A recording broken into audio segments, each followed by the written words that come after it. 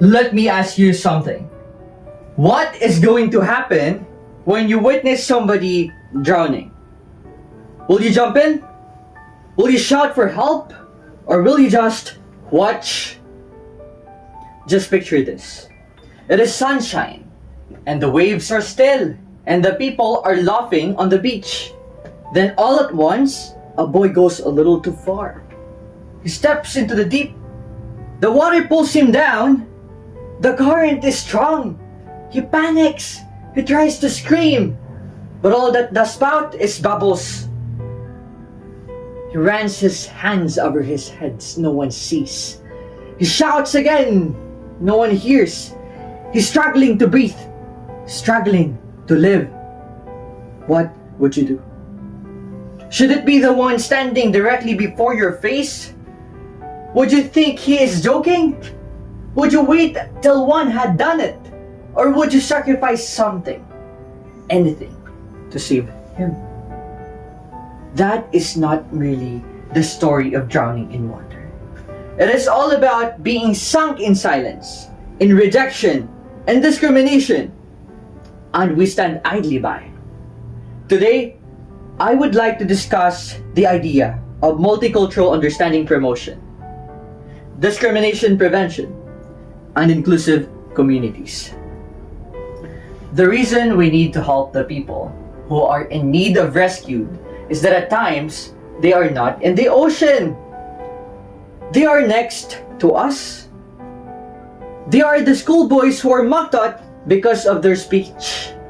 They are the ones who feel marginalized due to the color of their skin, their religion, or beliefs.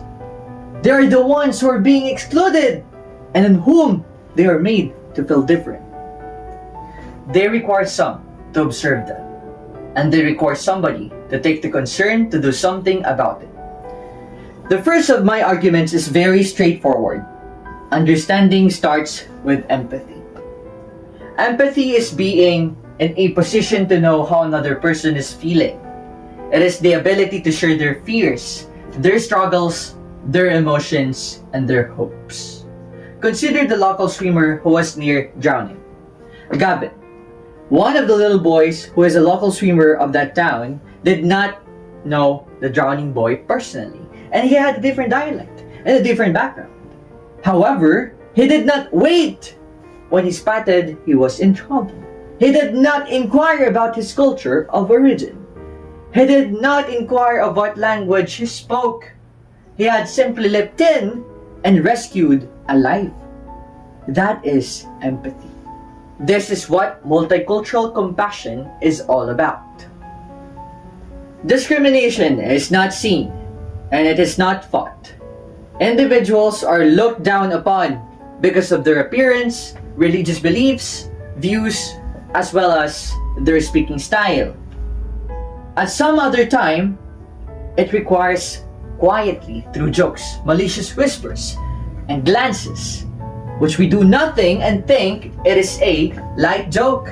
But silence assists discrimination to grow. We should fight it. Be conscious of the hurt of words can do, of how prejudices take hold, and how hateful iniquity. When we open our mouths and realize it, we need to say and declare that it is not fair, and let us attempt to understand them. Even the thought of that can create determination. Ignorance glorifies discrimination. Empowerment is with discrimination. No engagement and no later discrimination welcome a defeat. Inequality that goes unnoticed has to be combated that no one sees. My third statement, inclusion is not a mere word. It is not enough to make a declaration of being equal. We should illustrate this fact by how we treat other people, day in, day out. Call in a newcomer and share a table with him. Hear them out. Participate in their festivities. Learn to value something about their culture. Get to know some words of their local language. The world has become so segmented that even a simple smile is a very precious treasure that can reunite. Being inclusive does not demand massive demonstrations.